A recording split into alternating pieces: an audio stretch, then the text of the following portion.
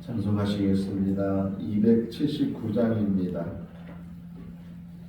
찬송가 279장. 인내하신 구세주요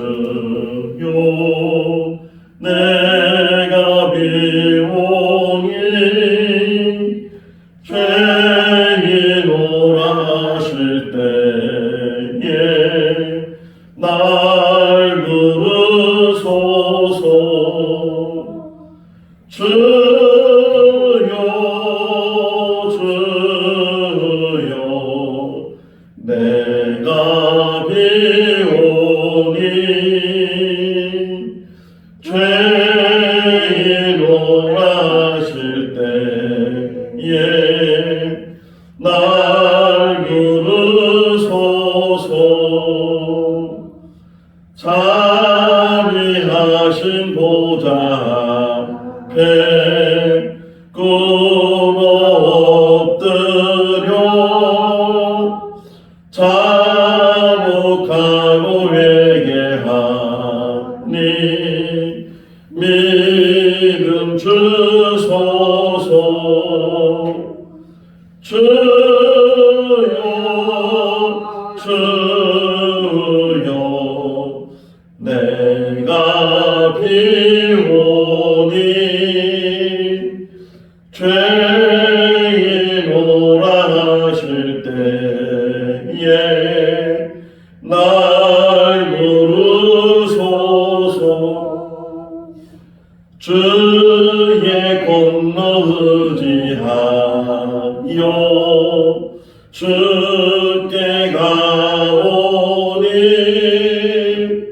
상한 마음을 고치시고 구원하소서. 주여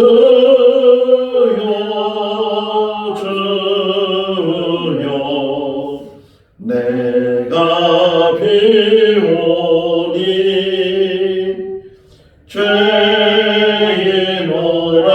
하실 때에 날 부르소서. 만복 근원 우리 주여 위로하소서.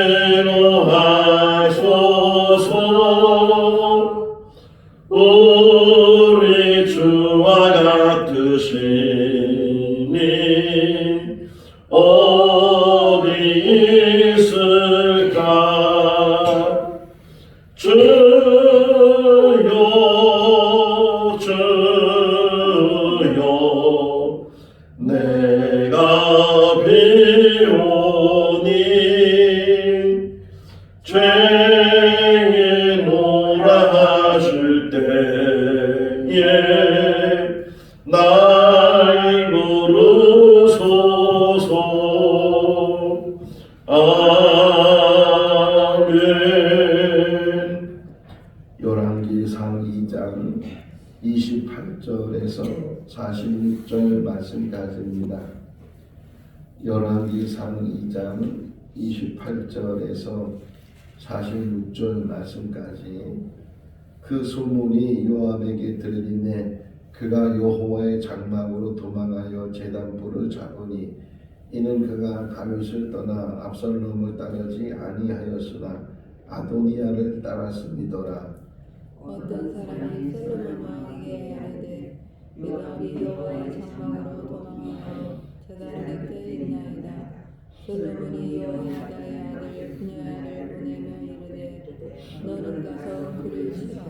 분하야가 여호와의 장막에 이르러 그에게 이르되 왕께서 나무라 하시느니라. 그가 대답하되 아니라 내가 여기서 죽겠노라. 분하야가 돌아가서 왕께 아뢰어 이르되 요압이 일일이 내게 대답하니이다. 왕이 이르되 그의 말과 같이 하여 그를 죽여보더라. 요압이 가닥없이 흘린 피를 나와 내 아버지의 집에서 내가 제하리라. 여호와께서 요압의 피를 그의 머리로 돌려보내실 것은 그가 자기보다 의롭고 선한 두 사람을 쳤음이니 곧 이스라엘 두 사람과 넬의 아들 아브넬과 유다 군사령관 예덴의 아들 아마사를 칼로 죽였습니다. 이 일을 내 아버지 다윗은 알지 못하셨나니 그들의 피는 영원히 요압의 머리와 그의 자손의 머리로 돌아갈지라도 다윗과 그의 자손과 그의 집과 그의 왕위에는 여호와께로 말미암는 평강이 영원히 있으리라. 여호야다의 아들 분하야가 곧 올라가서 그를 쳐 죽이매 그가 광야에 있는 자기 집에 내장되니라. 광야리의 여호야다의 분야를 요압을 대신하여 군사령관으로 삼고 또 제사장 사독으로 아비아다를 대신하게 하니라. 왕이 사람을 보내어 시므이를 불러서 이르되 너는 예루살렘에서 너를 위하여 집을 짓고 거기서 살고 어디든지 나가지 말라. 너는 분명히 알라. 내가 나가서 기드론 시내를 건너는 날에는 반드시 죽음을 당하리니 내 피가 내 머리로 돌아가리라. 시므이가 왕께 대답하되 이 말씀이 좋사오니 내 주 왕의 말씀대로 종이 그리하겠나이다 하고 이에 날이 오래도록 예루살렘에 머무니라. 3년 후에 시므이의 두 종이 가드와 마라의 아들 아기스에게로 도망하여 간지라. 어떤 사람이 시므이에게 말하여 이르되 당신의 종이 가드에 있나이다. 시므이가 그 종을 찾으려고 일어나 그의 나귀 안장을 지우고 가드로 가서 아기스에게 나아가 그의 종을 가드에서 데려왔더니 시므이가 예루살렘으로부터 가드에 갔다가 돌아온 일을 어떤 사람이 솔로몬에게 말한지라. 왕이 사람을 보내어 시므이를 불러서 이르되 내가 너에게 여호와를 두고 맹세하게 하고 경고하여 이르기를 너는 분명히 알라. 내가 밖으로 나가서 어디든지 가는 날에는 죽임을 당하리라 하지 아니하였느냐. 너도 내게 말하기를 내가 들은 말씀이 좋으니이다 하였거늘 네가 어찌하여 여호와를 두고 한 맹세와 내가 네게 이른 명령을 지키지 아니하였느냐. 왕이 또 시므에게 이르되 내가 내 마음으로 아는 모든 악 곧 내 아버지에게 행한 바를 내가 스스로 아나니 여호와께서 내 악을 내 머리로 돌려보내시리라. 그러나 솔로몬 왕은 복을 받고 다윗의 왕위는 영원히 여호와 앞에서 견고히 서리라 하고 같이요. 여호야다의 아들 분하에게 명령하매 그가 나가서 시므이를 치니 그가 죽은지라. 이에 나라가 솔로몬의 손에 견고하여지니라. 아멘. 할렐루야. 제가 한 번은 어렸을 때 내 이름이 우리나라에 얼마나 있을까 그게 너무 궁금했던 거예요. 그래서 제 이름을 가지고 저 주변에는 제 이름과 똑같은 사람을 만나보지 못해서 그래서 나중에 이제 좀 성장하면서 전화번호 책을 한번 봤어요. 옛날에 이렇게 두꺼운 전화번호 책이 있어서 김동환이라는 이름을 보니까 그래도 김동환 이름이 있더라고요. 전혀 없는 줄 알았는데 김동환이라는 이름이 있는 것을 보면서 야, 내 이름과 똑같은 사람이 있구나 하는 것을 그때 한번 생각한 적이 있고 또 이제 중학교 올라가서 이제 국어 시간에 보니까 김동환이라는 사람이 시를 썼는데 국경의 밤이라는 그런 시를 써서 아 김동환이라는 사람이 시인이었구나. 그게 국경의 밤이 우리나라 서사시의 장편 서사시의 첫 번째 쓴 시라고 이렇게 되어 있고 또 하나 이제 김동환이라는 이름으로 쓴 시가 산 너머 남촌에는 누가 살길래 해마다 봄바람이 남에서 오네 뭐 그런 시가 있어서 야 김동환이라는 사람이 이런 여러 가지 시도 썼구나. 동명이인이지만 제 이름을 가진 사람이 그렇게 유명한 시인이다 하는 것이 어떤 면에서는 또 자부심도 생기고 그랬는데 더 이제 성장을 해서 나중에 보니까 그 김동환이라는 사람이 친일파가 돼서 그래서 이렇게 안 좋은 쪽으로 설명을 하더라고요. 청주에 가면 3.19문이 있어요. 그러니까 3.1절 때 독립 선언문에 한 사람 33명이 있는데 그 중에 충북에서 6명이 거기에 서명을 하고 난리를 냈던 그런 사람들을 기념해서 그 6명의 동상을 3일 공원에다가 세워놨어요. 그러다가 나중에 맨 마지막에 있는 6번째 정춘수라는 분인데 그분이 7일 일을 했다 하는 것이 드러나게 되고, 그래서 그 5명의 동상은 지금도 그대로 있는데 그 6번째 동상은 시민단체에서 그것을 끌어내버렸어요. 그냥 잡아당겨서 물어터려서 지금 가면 햇불이 이렇게 사람 대신에 거기 모형이 있는데, 이렇게 사람이 마지막까지 잘 가야 되는데 그러지 못하는 경우가 참 많이 있어요. 저는 이제 책 읽는 거 참 좋아하잖아요. 어릴 때도 뭐 책을 많이 읽는 것은 아닌데 지금도 기억나는 것 중에 하나가 무적이라는 책이 있었죠. 이광수라는 분이 썼는데 뭐 무적, 나중에는 유적 뭐 이런 책도 그 외에 다른 소설책도 쓰기도 유명한 사람들이 많이 읽게 된 그런 책이었는데, 나중에 또 보니까 그분 역시도 친일이 돼서 그래서 일본을 찬양하고 막 그랬던 이력이 되는 그런 모습들.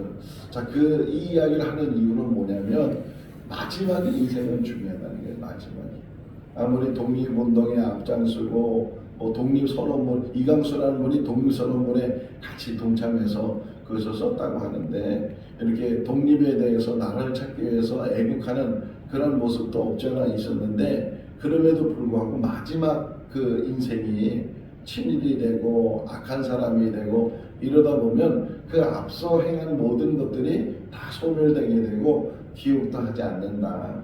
가룟 유다 비유를 늘 들지만 가룟 유다가 그 전에 예수님이 제자로 있을 때 얼마나 열심히 사역을 잘 감당했을까.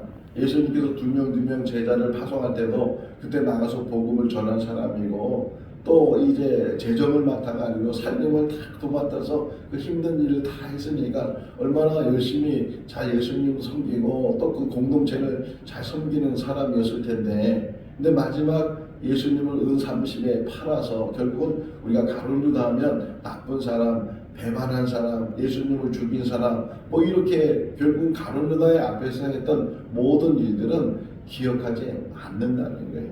우리 인생도 마찬가지죠. 이순신 장군 하면은 그래도 그나마 이순신 장군이 계속 수백 년이 지난데도 불구하고 사람들이 우리나라의 영웅, 임진왜란 때 영웅 이렇게 하는 것은 어떤 면에서는 그가 전쟁에서 이제 맞아서 죽었을 때 내가 죽어서 저에게 알겠지만 그런 말도 남겼다고 하는데, 어떤 면에서는 그 마지막에 끝까지 나라를 위해서 살았다가 순국을 했기 때문에 그가 기억이 되고 기념이 되는 그런 모습을 보면서 이런 모든 것들이 우리에게 교훈을 준 게 뭐냐면, 물론 과정이 참 중요한데 제일 중요한 게 뭐냐, 마지막 장이라는 거예요. 마지막 장. 너 언제가 마지막일 것 같아요? 수십 년 남았어요? 얼마나 남았어? 아무도 모르는 거예요. 오늘이 마지막일 수도 있고 뭐 내년이 마지막일 수도 있고, 그러니까 하루하루를 잘 살아야, 하루하루를 바르게 살아야 그 선택이 중요한 거예요. 처음에 1장 시작할 때 아도니아의 선택, 아도니아의 실수 이런 설교를 했는데 거기에 동참했던 사람이 요압이거든요. 시므이도 그 안에 들어가 있어요. 이름이 시므이도 있고 여러 사람들이 이 아도니아가 이제 모의를 하고, 다윗이 나이가 많고 이제 왕은 왕이지만 기력도 없고 힘도 없고 그러니까 이 아도니아가 이 젊은 피를 가지고서 내가 왕이 됐다, 내가 아버지 아들이니까 왕이고 뭐 이래 가지고서 모의를 했다가 다윗이 솔로몬을 왕으로 세우고 그 기름 붓게 되니까 아도니아가 그냥 도망을 가고 다른 사람도 도망을 가고 그러는 가운데 이제 아도니아가 죽임을 당하게 되죠. 아비삭을 아내로 달라고 이랬을 때 결국 솔로몬이 내가 벌하지 않으면 하나님께서 나에게 벌을 내릴 것이다. 그래서 아도니아를 이제 죽게 하는 그런 이야기를 어제 새벽에 우리가 보았어요. 오늘은 두 사람 이야기가 나오는데 요압과 시므이가 나와요. 이게 사람이 이게 살다 보면 요압도 어떤 면에서는 다윗에게 아주 충성된 군대 장군이었어요. 다윗이 어려울 때 힘들 때, 또 사무엘하 24장 말씀에 보게 되면 다윗이 몇 번의 실수를 하는데 그 중에 하나가 인구 조사를 해요. 이제 이 나라에 전쟁터에 나갈 만한 사람이 몇 명이나 되나 이 인구 조사를 할 때 요압이 하지 마시라고 이제까지 하나님이 지켜주시고 하나님이 안겨져서 이렇게 나라가 세워지고 나라가 든든하게 세워졌는데 왜 사람의 숫자를 세려고 하시냐고 이렇게 요압이 다윗에게 이야기를 해요. 그럼에도 불구하고 다윗이 명령을 내려서 사람 숫자를 세갖고 와라. 어쩔 수 없이 요압이 사람의 숫자를 세서 다윗에게 보고하는 그런 이야기를 보면서 요압이 뭐 계속 나쁜 사람이 아니고 어떤 때는 정말 다윗보다도 더 훌륭한 그런 모습을 보였던 사람이 요압인데, 그런데 틈틈이 이 요압이 사욕에, 그러니까 어떻게 보면 대의를 위하는 것보다 어떤 자기 개인 감정이나 이런 사욕에 의해서 요압이 실수하는 그런 부분들이 많이 있어요. 여기서 보게 되면 아까 솔로몬이 요압을 죽이게 되는 이유 중에 하나가 압살롬이 반역할 때는 그럼에도 다윗 편에 서 있었던 요압인데 아도니아가 이제는 왕이 되겠다고 모의할 때는 또 거기에 이제 심사에서 같이 있게 되는 그런 모습들, 또 과정 속에서 요압이 어떻게 보면은 늘 기회를 가지고 언제든지 그 힘을 과시하게 되고 심지어는 더 나가서는 솔로몬을 위협할 수 있는, 그래서 다윗이 죽기 전에 유언을 남기잖아요. 요압에 대해서, 시므에 대해서, 또는 바르실레를 위해서도 이게 이야기를 하면서, 바르실레는 오히려 좋은 사람으로 이제 이야기를 해주고 그의 자녀들에게도 같이 상해서 음식을 먹어라 뭐 그럴 정도로 몇몇 사람에 대해서 다윗이 죽기 전에 주요 인물에 대해서 이 사람은 그냥 둬서는 안 되고 이 사람은 잘 대접을 하고 이런 이야기를 하고 다윗이 이제 죽게 되는데, 그 이야기를 잘 귀담아 들었던 솔로몬이 이제 요압을 이제 권하게 되는 28절 시작이 소문을 들었다는 거예요. 아도니아가 죽임을 당했다는 소문을 들으니까 요압이 더 겁이 나잖아요. 이제 내 차례구나 이래가지고 요압이 먼저 도망을 가는 거예요. 뭐 도망갈 데가 어디 있겠어요. 그래가지고서 제단에 있는 그 뿔을 붙들고서 살려달라고, 아니 내가 죽더라도 여기서 죽겠다고. 이 모습을 보면 또 아도니아 모습이 생각이 나잖아요. 아도니아가 솔로몬이 왕이 됐다는 소리 듣고 제단뿔을 붙들고 나를 용서해주면 내가 여기서 나가고 용서하지 않으면 내가 붙들고 있겠다고 그랬던 아도니아. 그래서 솔로몬이 만약에 선한 사람이라면 머리털 하나도 땅에 떨어지지 않을 것이고 악한 일을 하거나 악한 생각을 가지고 있으면 거기에 대한 보응을 받게 될 것이다. 그래서 살게 되는 그런 모습을 보면 혹이나 요압도 제단뿔을 붙들고 있으니까 설마 죽이겠어 하는 생각이 혹 있을 수도 있고 그래가지고서 이제 솔로몬에게 그 이야기가 들려지게 되고 솔로몬이 분하야를 보내서 죽이라고, 이제 그래서 나오라고, 성전에서 어떻게 사람을 죽일 수 있겠어요? 그러니까 분하야가 요압에게 나오라고, 그러니까 또 요압은 안 나가겠다고, 죽이려면 나 여기서 죽이라고. 그러니까 이제 또 분하야가 어떻게 할 수가 없으니까 다시 솔로몬에게 가서 이야기를 해요. 재밌는 표현이 하나 나와요. 30절 한번 읽어볼까요? 분하야가 여호와의 장막에 이르러 그에게 이르되 왕께서 나오라 하시느니라. 그가 대답하되 아니라. 내가 여기서 죽겠노라. 분하야가 돌아가서 왕께 아뢰어 이르되 요압이 이리 내게 대답하더이다. 이리 내게 대답하더이다. 성경에 이런 게 몇 개 나와요. 이렇게 보면은 이리저리 이렇게 그냥 이 설명을 다 하지 못하니까 앞에 설명이 되어 있으니까 그 설명 그대로 이런 이야기를 했습니다. 요압이 거기서 죽겠다고 하고 있습니다. 그러니까 솔로몬이 그러면 그렇게 해라. 그렇게 해라. 그래서 제단뿔을 붙들고 있는 요압을 죽이게 되는 그런 이야기를 하면서 여기 왜 죽였는지를 설명해요. 32절 말씀에 보게 되면 그보다 더 의로운 사람, 비유가 됐어요.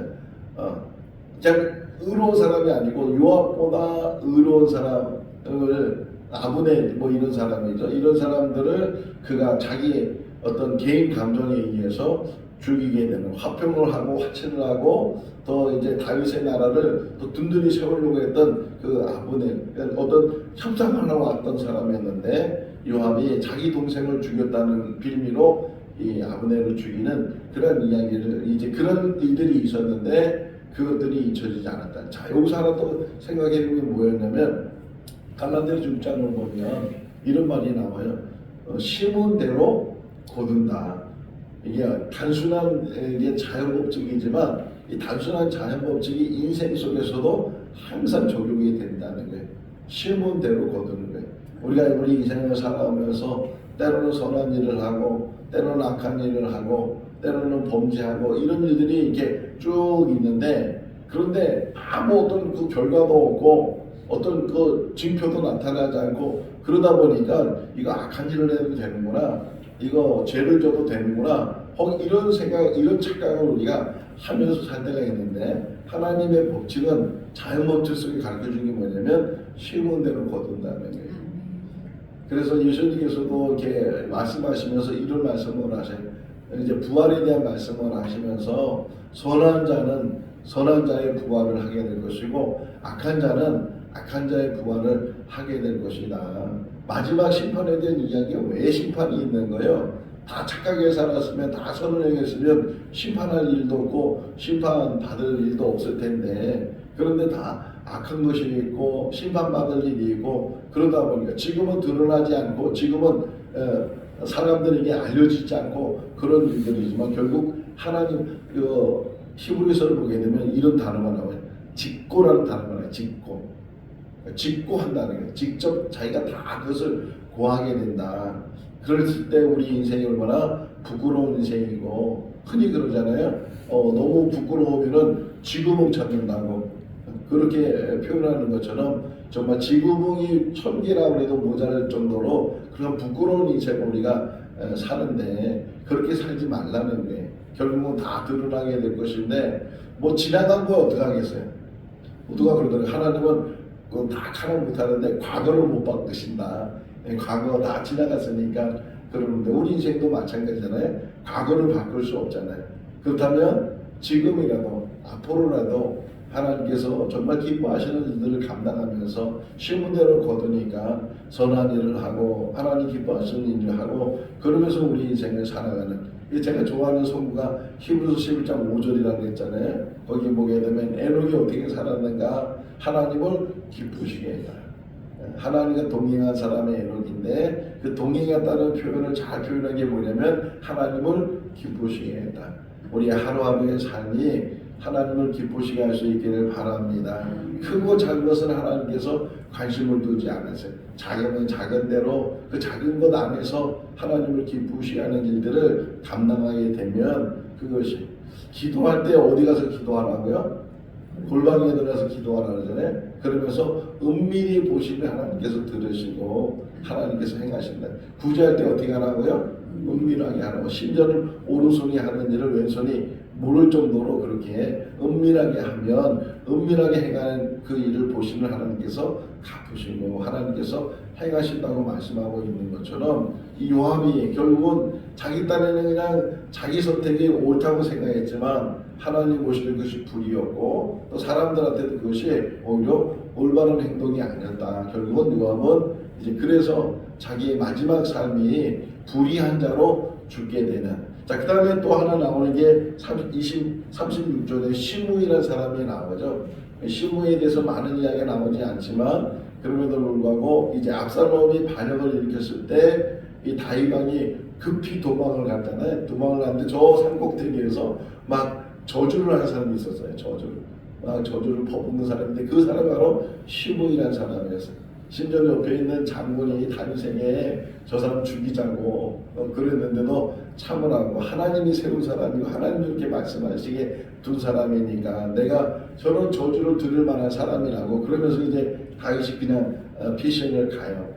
그러다가 압살롬이 죽고 다시 이제 돌아오니까 또 이 시므이가 제일 먼저 마주와, 제일 먼저 와가지고 다윗 앞에 엎드려가지고서 얼마나 고생이 많으셨냐고, 정말 늘 마음이 아팠다고 막 그러면서, 그래서 그 다윗이 다 알잖아요. 저주했던 것도 아니고, 그런데도 용서하겠다. 내가 살아있는 동안에 너를 용서하겠다.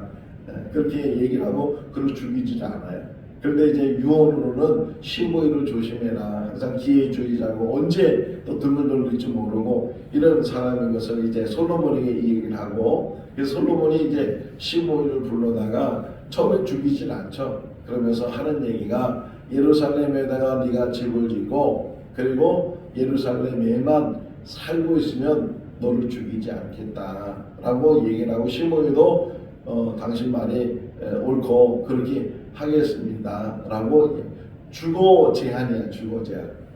이게 뭐 김영삼 대통령도 옛날에 뭐 김영삼 대통령 되기 전에 가택에서 이제 그 집에서 나오면 안 된다. 이제 그렇게 벌을 내리기도 하고 그런 것처럼 시므에게는 예루살렘을 떠나지 않아야 된다. 혹이나 예루살렘에서부터 한 발짝이라도 거의 개국의 물이 흐르니까 그 시내를 건너는 그 순간에는 너는 죽게 된다. 자, 그렇게 얘기했을 때 표현이 뭐냐면 성경을 자세히 보시면요 재밌는 이야기들이 참 많아요.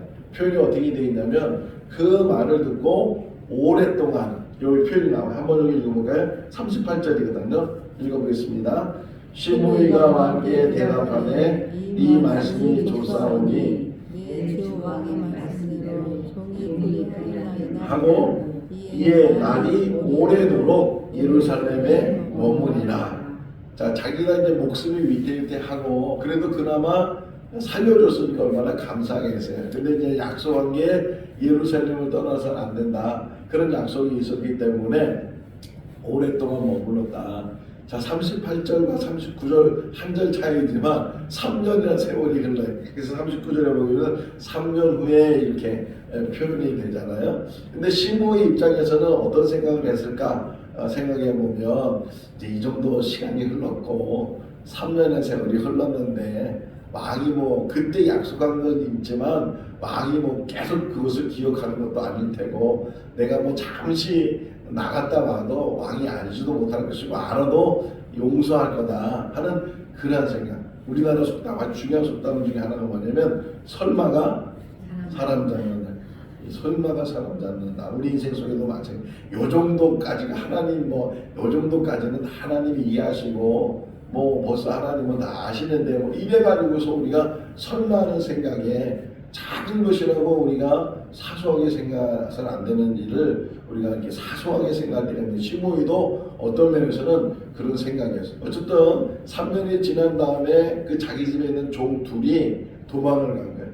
왜 도망갔을까? 뭐 여러 가지 문제도 있지만 또 하나 이 3년 동안 지내면서 그 전까지 지내면서 지금 시므이는 예루살렘을 벗어날 수가 없다는 그런 것을 알잖아요. 종들도. 그러니까 자기들이 도망가기만 하면 쫓아오지 못할 거다. 우리는 자유를 얻을 거다. 혹이나 그런 생각이 이 두 사람이 있지 않았을까 그런 생각이 어쨌든 이 두 사람이 도망을 가게 되고 그 이야기가 시므에게 들려지게 되니까 당장에 그 두 사람을 잡아오려고 이제 말에다가 안장을 채우고 그리고 쫓아가서 여기 나오죠.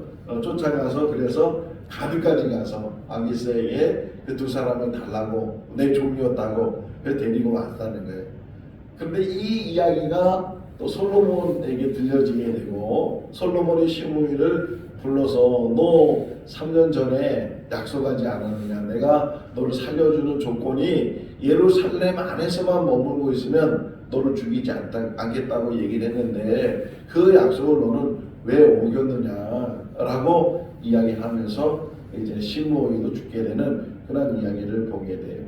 자, 요압의 이야기를 통해서 제가 오늘 새벽에 묵상된 것은 마지막 그 사람의 모든 것들이 다 마지막에 의해서 결정이 되는 일들이 참 많이 있거든요. 그 마지막까지 변함없이 끝까지 그 모습, 변절자라고 하잖아요. 변절 이렇게 정말 나라를 위해서 일했던 사람이 대부분 너무 이게 식민지가 오래가다 보면 변절이 되죠. 친일이 되고 이런 일들. 그래서 이강소라는 사람은 자기가 친일이 된 이유에 대해서도 변을 해요. 내가 왜 친일이 됐는가에 대해서 쭉 환경이 그렇고 뭐가 그렇고 그렇게 설명을 하지만 신앙도 마찬가지거든요. 끝까지 변함없이 바른 신앙 안에서 그 신앙 끝까지 붙들고 가는 게 참 중요하다 하는 것이고 시므의 죽음에 대해서 우리가 생각하면서 하나님의 말씀을 사사롭게 생각하면 안 된다는 거예요. 뭐 이 정도쯤이야 설마 이런 생각 때문에 뭐 내가 그래도 이 정도는 신앙생활 잘하는데 뭐 그에 비하면 이것은 이래가지고 우리가 넘어지는 일들이 참 많이 있는데 사소한 것도 때로는 늘 조심해야 되고 끝까지 흔들림 없이 변함 없이 뒤서람 없이 끝까지 믿음 잘 지키고 천국 가는 그날까지 오직 주님만 바라보고 주님만 의지하며 사는 우리 모두가 다 될 수 있기를 주님의 이름으로 축원합니다. 기도하겠습니다. 사랑이 많으신 하나님 아버지, 한 주간도 하나님의 은혜 가운데 살게 하시고 특별히 추운 날씨 속에서도 건강을 지켜주시고 또 믿음으로 살게 해주시는 것 감사합니다. 오늘 이 새벽에도 저희들 불러주시고 또 말씀으로 하루를 시작하게 하신 것 감사합니다. 또 영상을 통해서 함께 제단 쌓게 해주신 것 감사합니다. 날마다 주시는 말씀이 영의 양식이 되게 하시고 우리를 바라보고 깨닫는 성찬의 시간이 되게 하여 주시옵소서. 끝까지 잘 변함없이 하나님을 섬기게 하시고 올바른 선택 속에서 오늘이 마지막인 것처럼 생각하며 의로운 삶을 살게 하시며 선한 삶을 살게 하시며 또 열매 맺는 삶이 될 수 있도록 붙들어 주시옵소서. 하나님의 명령을 저희들 소홀히 생각하지 않도록 도와주시고 하나님이 주신 계명대로 그 말씀을 묵상하고 말씀대로 행하는 삶이 되게 하여 주시옵소서. 생거 진천교회 축복해 주시고 교회 속한 모든 성도들도 생거 존귀를 위해서 기도하는 모든 분들의 기도가 응답되게 하여 주시옵소서. 올 한 해를 잘 마무리하는 귀한 시간들 되게 하시기를 간절히 바라오고 예수 그리스도 이름으로 기도하옵나이다. 아멘. 마쳤습니다. 자유롭게 기도하시기 바랍니다.